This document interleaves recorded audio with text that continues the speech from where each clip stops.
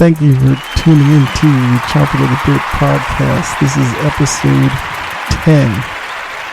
And on this episode, we're going to recap week 2 in the NFL. And with that, we're going to look at 3 teams that are up, that I'm high on, 3 teams that I'm down on after the second week. And we're also going to look at Russell Wilson. Is he indeed underrated in the NFL? We're also going to look at the Patriots. They're showing with Cam. Are they actually better with him than they would have been with Brady? And then to take, I guess, that Brady aspect to the next level. Maybe Max Kellerman had the wrong quarterback when he said that somebody is falling off a cliff. I'll let you know who I think that is later on. And then we're going to look at all the injuries that went on in the NFL over the weekend. Let's see what was the cause of those. And then, of course, I'm going to end this episode with my review of my week 2 picks. We'll see how well I did. So, stay tuned for that. But yeah, so, yes, to get this episode started, we're going to go over week 2 in the NFL, which was another exciting week in the NFL. A lot of good games, a lot of close games. A couple of teams blew, leads late, ended up with heart-wrenching losses. There were some teams that continued their early winning ways and are starting to, get a little attention. But like I said, I'm going to do the 3 teams that I'm high on and the 3 teams that I'm kind of selling. So, first team that's impressed me through the first 2 weeks, I gotta say the Arizona Cardinals. They're an interesting team to watch. I like Kyler Murray. At least through the first 2 games, he seems like he's coming into his own. And yeah, they're 2-0. And in that division, anyone they can pick up early is definitely going to be a positive, because I think they may be in this race all the way to the end. They look impressive. As long as they can keep Kyler Murray healthy, I think they'll be fine. And then that defense, they held Washington to 15 points this week. I'm not going to say they're going to do it to everybody, but if their offense can continually put up 25, 30 points, that's now giving you more room defensively, where if you give up 20 points a game, you're going to be in a lot of games. So Arizona's a team I'm definitely keeping an eye on going forward. Another team that surprised me, I would say the Los Angeles Chargers.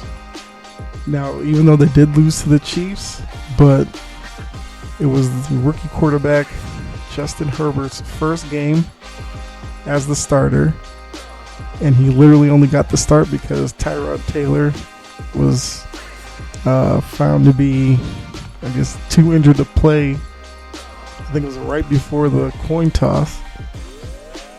I believe he had a chest injury, which I think they're going to monitor from week to week to see what's going on there. But he had to bring in a rookie right off the bench to go up against Super Bowl champion Chiefs. I got to tell you, they held their own. That's a game that they easily could have won. They ended up losing in overtime. But, Herbert looked decent. So, if indeed Tyrod Taylor is out for a few weeks, it's going to be tough next week for Herbert, but I mean, it might be good to get him some action now, even if Taylor comes back in like 3 or 4 weeks. At least, Herbert can start to adjust to NFL speed already. Then my third team would be the Raiders, Las Vegas Raiders, as they pretty much handled the Saints on Monday night. And I think Vegas was a team coming in that you weren't really sure what you're going to get, because they're a team that's been in Oakland past few years, weren't really doing much of anything, kind of an afterthought. But then they end up moving to Vegas, which, Vegas is a market that a lot of professional sports are trying to get into. And the fact that the Raiders were the ones to jump in there for the NFL, that kind of gives them a little shot in the arm. They bring in Gruden as their coach. And if you've seen John Gruden's all about energy. They had some questions with Derek Carr.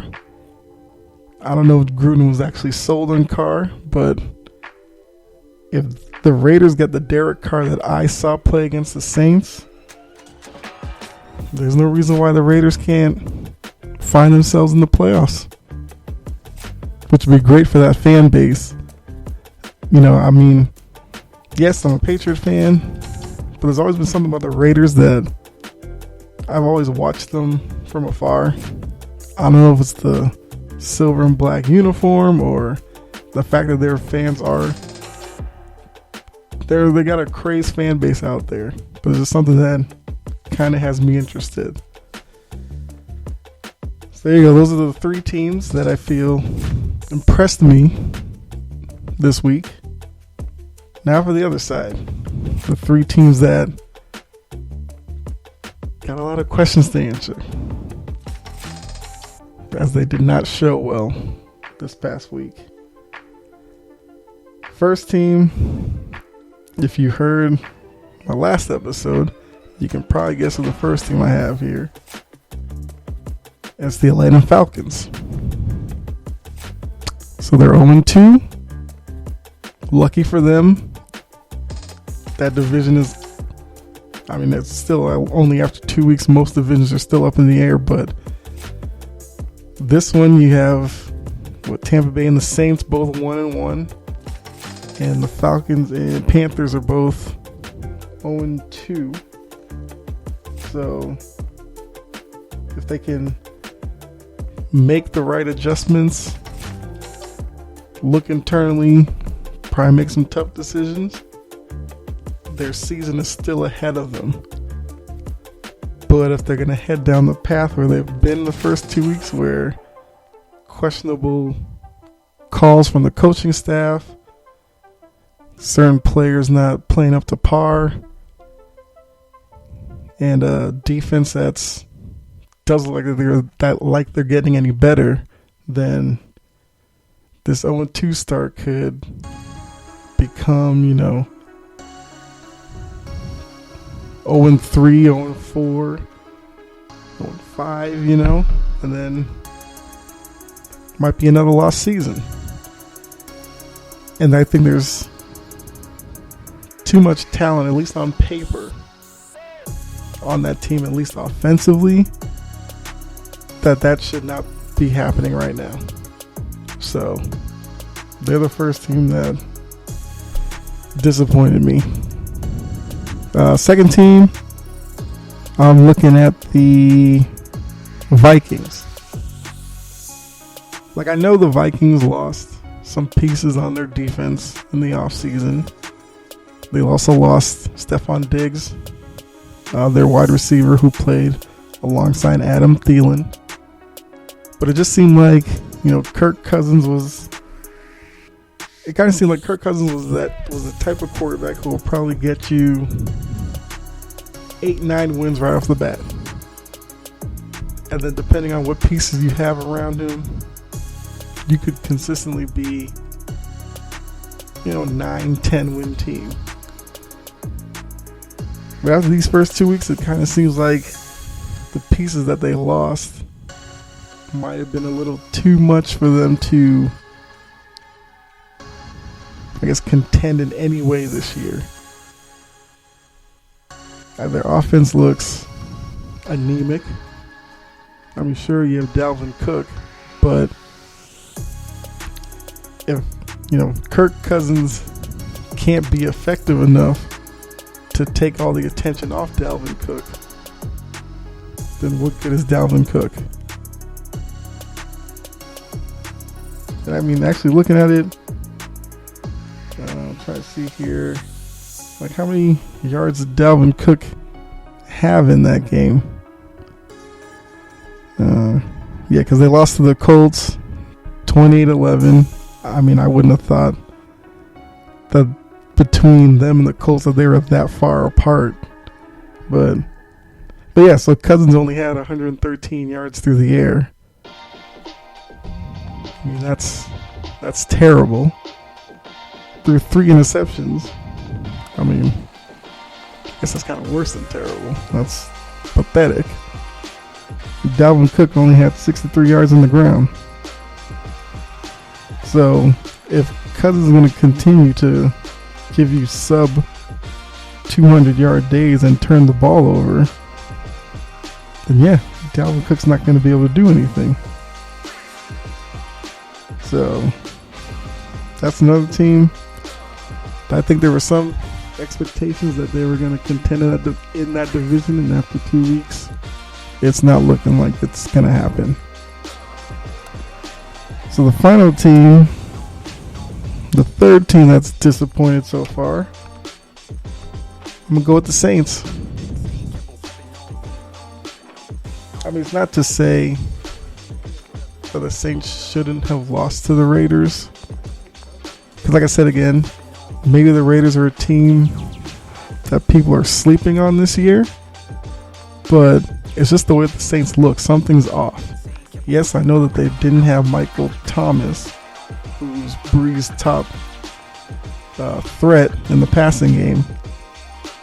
But I mean, for people to say that Breeze is a top quarterback in this league, you still have Kamara, you have Emmanuel Sanders, who I'm not sure if Sanders even had a catch in that game.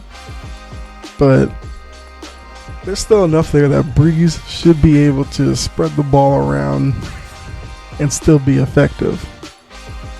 Yes, Thomas is a big injury, but for a guy of Breeze caliber, that should not be enough to just completely derail your offense. So, now I'm talking about Breeze. I feel like something interesting to look forward to for the rest of this season is, now Max Kellerman said, I believe it was like 4 years ago at this point, that Tom Brady was falling off the cliff. Kind of assumed that Brady was just going to become an average quarterback to, I think, out of the league at some point, which Brady has clearly shown Max was wrong. I mean, Max would be right at some point, but I mean, you can't call it 4 or 5 years ago, and then if he falls off a cliff like this year or next year, you can't really call that as a win. But I'm starting to think that the guy that he should have been looking at as falling off the cliff was Drew Brees. It kind of seems like the past couple of years that Brees has started to show his age. I mean, he wasn't the most athletic quarterback anyway. When he was younger, he would scramble a little bit if the the offense completely broke down and he knows there was no defender really looking at him. He'd steal you a first down or two with his legs. But now, that's not really much of a concern for defenses anymore. He is a shorter quarterback, so if you've seen him play, he throws passes a lot of times like on his tippy toe because that's the only way he can really see over the offensive line. And because actually in the Raider game, he had an interception that way where he was throwing a pass over the middle, and there was a linebacker kind of sitting there who you probably didn't see, and yeah. But it kind of seems like his numbers are starting to fade each year, and then especially later on in the year, the past couple of years, his numbers have gone down as well. I mean, I don't know if it's his age finally catching up to him, or maybe defense. I don't know. Maybe it's the defenses that he's facing later in the year and in the playoffs that maybe he's just not good enough to overcome at this point. But yeah, it just kind of seems like Breeze has fallen off skill-wise way more than Brady has. I mean, Brady's 43.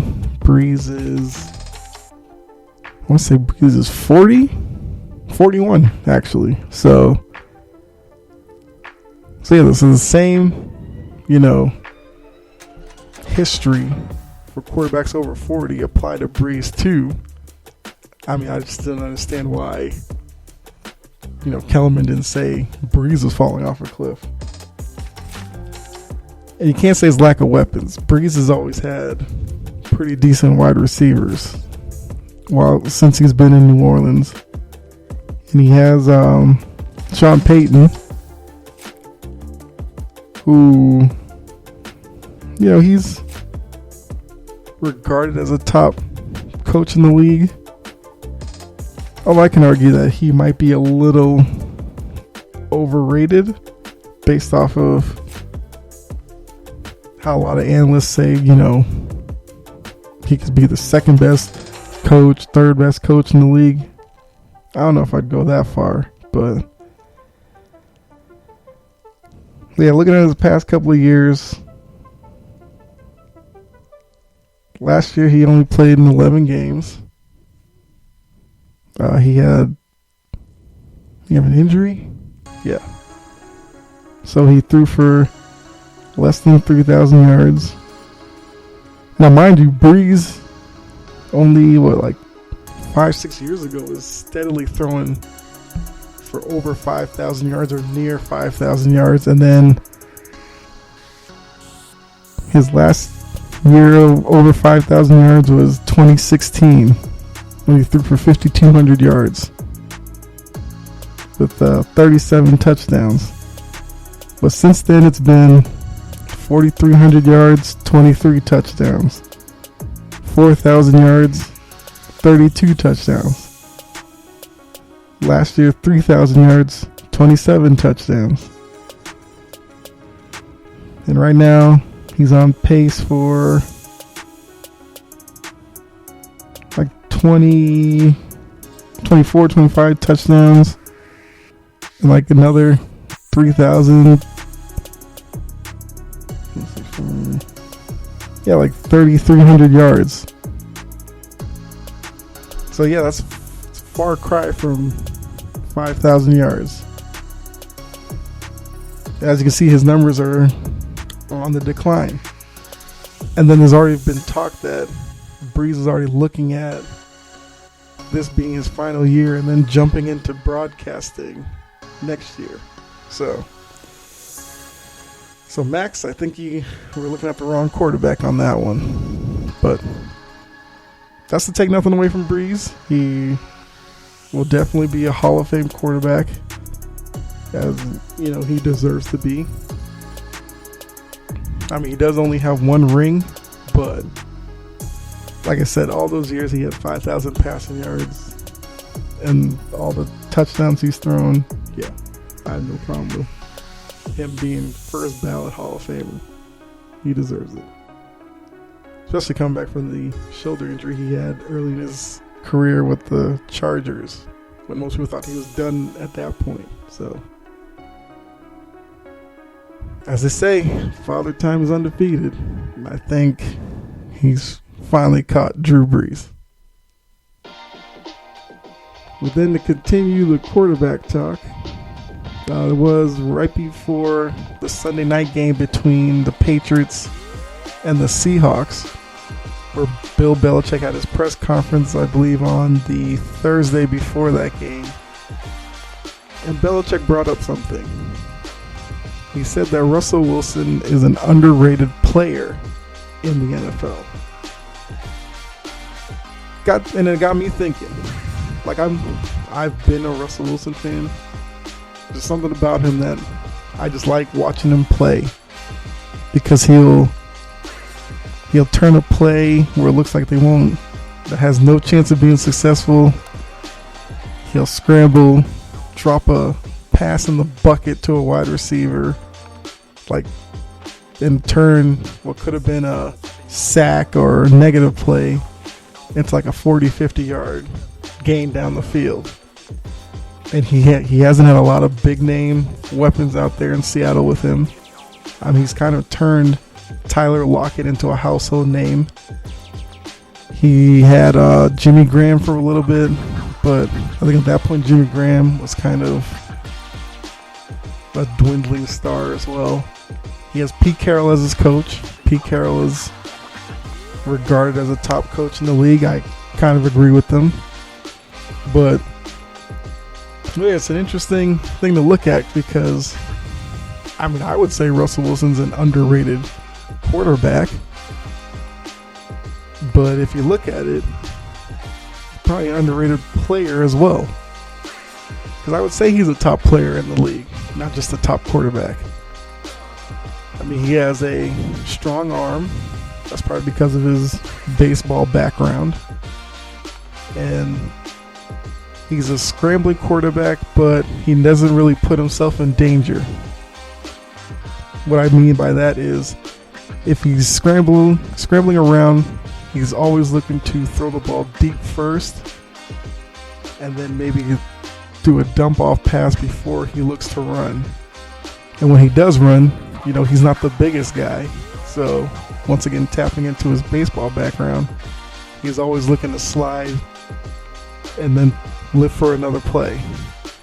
But if you watch that game on Sunday, he made some throws that not a lot of quarterbacks in this league could make. The first touchdown pass to DK Metcalf down was the right sideline. He threw that pass on the run, kind of one leg, flicked his wrist, threw it down the field. Stephon Gilmore had, not great coverage, but very good coverage on Metcalf. And Wilson threw a rainbow pass that landed right in Metcalf's arm, just past Gilmore's diving arm.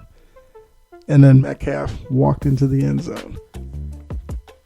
And then he probably topped that pass later on in the game, I believe late in the third quarter, when he threw a touchdown pass down the left sideline to David Moore. And Jason McCourty was right there. And it was just above his outstretched arm, right into David Moore's arm. He walked into the end zone.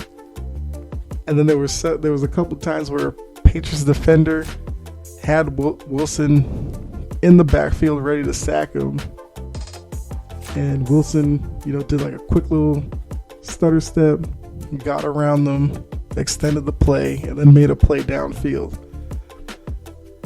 So, he does all that with, like I said, you got Tyler Lockett, who's his favorite receiver, DK Metcalf, who's starting to become a star in this league, because Metcalf has a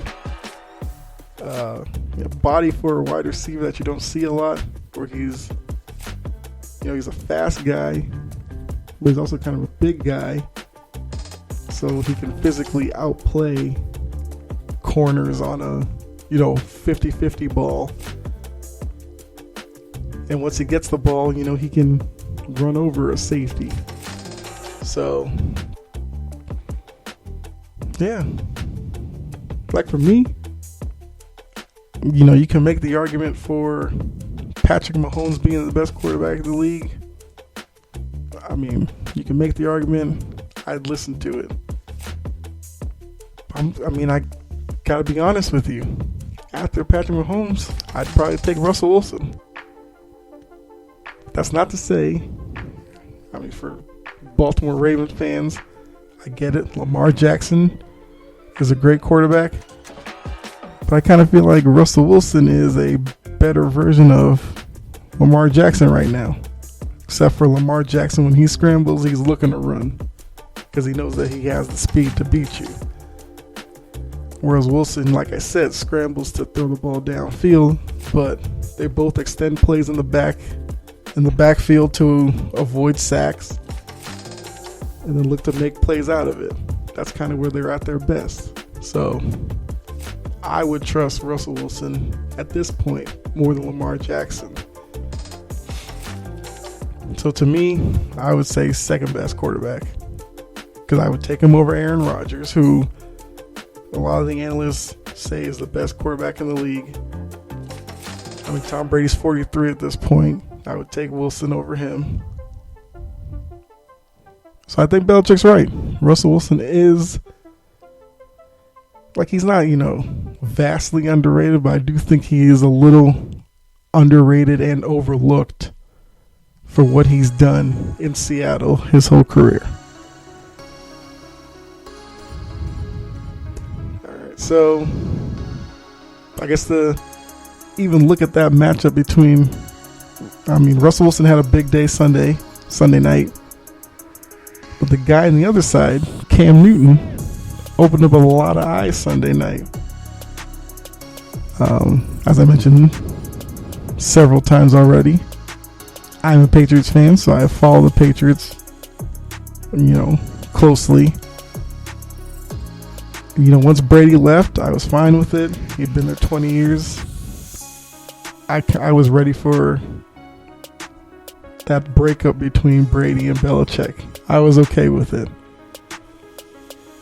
And then once they signed Cam, I was a little bit I was keeping an open mind to that. Because, of course, the last anybody's seen of Cam Newton, he had 2 injury-plagued years in Carolina. So I was just looking to see, how healthy was he. But, he won last week against the Dolphins, where he showed, he had 2 rushing touchdowns, so he showed that he's still mobile. He can still get in the end zone with his legs. But as most people thought, coming into this week against the Seahawks, he'd have to show more. He'd have to prove he could, throw the ball downfield, be accurate on intermediate throws and dump off passes. And if he did run, he probably couldn't run 15 times like he did against the Dolphins, seeing as the Seahawks have Jamal Adams on the back end. And if you haven't seen Jamal Adams play with the Seahawks, he's something to watch. He's their safety, but he plays close to the line of scrimmage a lot. And once the play, starts with the snap, he's already in attack mode and he's flying to the ball. So against a guy like that, you don't really want to expose Cam Newton too much, as he's a bigger body, so that's a bigger target for Adams. You know what? Cam showed out. He threw for, 397 yards. So we'll give him 400 yards on that. He threw touch passes down the field. He threw bullet passes over the middle. He threw dump off passes. He did have the 1 interception on the quick out, but he's still learning his receivers, so I'm not gonna kill him for that. He's made N'Keal Harry a weapon in that offense. He and Edelman have already found the chemistry that Edelman and Brady have had. where Cam will look to Edelman first.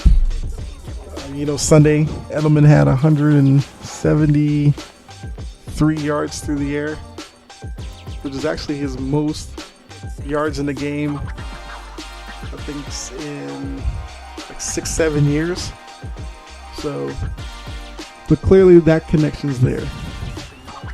Harry struggled last year with Brady as the quarterback, to the point where there were a lot of reports that Brady was kind of done with him and stopped looking his way. So Harry's time on the field diminished as the year went on. But through the first 2 games, it looks like Cam is going to get something out of Harry this year and make him at least, start to look worthy of that first round pick a couple years ago. Harry had 8 catches for 72 yards on 12 targets. I mean, those are acceptable numbers for me.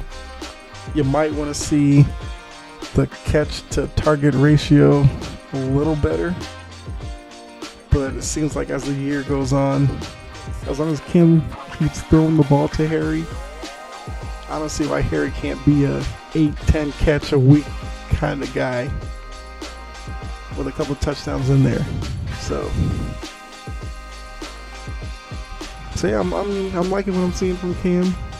He's found a connection with Damiere Byrd as they played with the Panthers last year, so he has some familiarity with him. He's even thrown passes to Ryan Izzo, who's a young tight end there. And we know that Cam loves throwing the tight ends, as he had Greg Olsen all those years in Carolina. So, if you put a guy out there who shows he can catch the ball, Cam will throw it to him. So I'm interested to see how Cam, Belichick, McDaniels, how that offense continues to grow, because I'm sure we know that Belichick and McDaniels have game-specific game plans. So I want to see how this offense continues to evolve throughout the year. But right now, I would definitely say it's a success that I see going forward, Cam leading them back to the playoffs. But another big story from this week of games has been a lot of the injuries that have been happening. Seems like, especially Sunday, it seemed like every game had like 2-3 guys going down with knee injuries here and ankle injury there. It just got me thinking. With those injuries, you had, Saquon Barkley, Bruce Irvin, Jimmy Garoppolo, Nick Bosa, Cortland Sutton, Drew Lock. Like, you look around, a lot of injuries, and then there was a lot last week as well. So it had me thinking, with this year, 2020 is a special season. There was no preseason, not really much of an off season, and then we're just jumping into regular season games. Do we actually need preseason? Would preseason have prevented these injuries where, players could get in better shape? Actually, I think that's not the problem here. If you watch any preseason games, most players don't want to be there for that. They hate preseason games. What I do think they miss were their joint practices, which I believe most coaches like joint practices more than preseason games anyway, because joint practices, you're kind of staging scenarios against another team, and players get to play against in opposition, and they go at it situationally. They'll work on goal line or third and long, special teams, and all that kind of stuff. I think that's the aspect of the offseason that players and teams have missed this year. So if I were the NFL, I would do away with the preseason. You have your, 4-week off season, because you'll still start your season in September. I'm not looking for them to move that date up. But instead of doing basically your 4 preseason games in August, you have the teams go through their normal padded practices and padless practices where they're just in shorts and doing walkthroughs. But, each week, or maybe give them like at least 2 joint practices in that month. I mean, I think you could probably give them 4. Why not? And then that way they can kind of simulate a preseason game without, subjecting fans to full 4-quarter preseason games where 3 out of the 4 are guys playing that you won't see in the regular season. Will end up on a practice squad or cut or something. And then that one game where you see the starters play, it's like a couple of plays here and there, and it's just like, well, what's the point? So, but that will be something to watch going forward, as if the injuries really do continue at this rate, I'm sure a lot of fans are going to start questioning, like, what's going on here? If it gets to the point where, an injury to a guy, like a top tier guy, which ends up affecting playoff races and all that, I mean, I don't know. People are going to start asking a lot of questions about that. But like I said, I think the injuries are just coincidence, and we don't need preseason. Just give the teams joint practices and they'll be fine. Because in terms of the product on the field, it doesn't look any different. Your good teams are playing well. Struggling teams are going to struggle. But watching on TV, you couldn't tell that these players didn't have a preseason. So those are just my thoughts on that. And now we're at the point I'm sure you love. We're going to go over my picks, see how well I did. Just a recap. Last week I went 2-3. Tough week. I picked 6 games this week.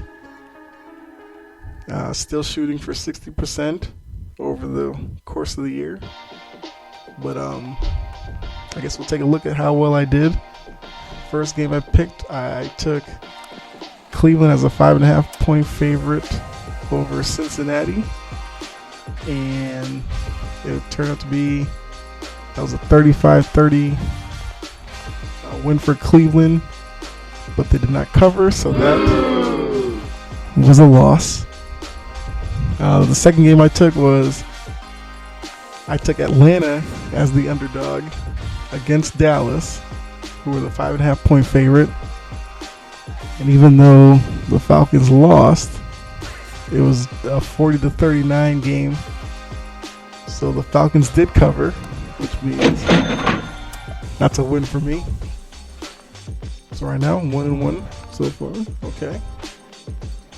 Third game I took the Vikings as the road underdog against against the Colts, who were a 2.5-point favorite. And Minnesota basically got blown out 28-11. So I lost that one. Fourth game, I took Tampa Bay as an 8.5-point favorite over Carolina, and Tampa Bay won that game easily, 31-17. So that was a win. Okay, so far 2-2 on the week. Okay, now the final 2. I took New England as an underdog, 4.5-point underdog against Seattle. They did lose. They lost 35-30. So that was a loss. Close, but still a loss. In the final game, I took New Orleans as a road favorite over the Raiders. The Raiders were a 5.5-point underdog. they ended up winning the game outright, 34-24. So that was a loss. So looking back at the picks, I went 2-4 this week. That's rough. That's rough. 2-4. Yeah. But if you look at it though, that Cleveland game and the Patriot game, I could have easily won those and been 4-2. Just saying. New England, Cam Newton got stopped on the 1 yard line. I was 1 yard away from winning that game. And Cincinnati scored a garbage touchdown late, which helped them cover. So, I mean, yes, 2-4 is terrible, but I could have been 4-2. Just saying. So that gives me a overall record through 2 weeks of 4-7. Yeah, that's rough. What's that, like 36%? Ugh. Yeah. Still shooting for 60% though. So we're starting off a little slow. I'm guaranteeing that I will get to 60% by the end of the year. I guess look forward to episode later in the week where I'll look ahead to week 3. I'll make my week 3 picks and we'll try to turn this losing streak around. But yeah, so that's gonna, well, I guess looking forward to the next episode, probably tomorrow. I will get back into NBA talk as I will look at the conference finals in the East and the West. There was a story of LeBron being upset with the MVP vote. I'm going to look and see if he has any beef with that. And then I'll also look at the All-NBA teams and see whether they got it right. And which All-NBA team would I take as my squad to watch. So look forward to that in the next episode. But yeah, appreciate you guys tuning in. Hope you liked it. If you did, hit the like button or subscribe, follow. Wherever you listen to podcasts, I'm sure my podcast is there. Whether it's Apple Podcasts, Google Podcasts, Spotify, Audible, whatever, you name it. It's out there. But once again, thanks for tuning in. Be safe. Hope you enjoyed it. I'll catch you in the next episode. All right.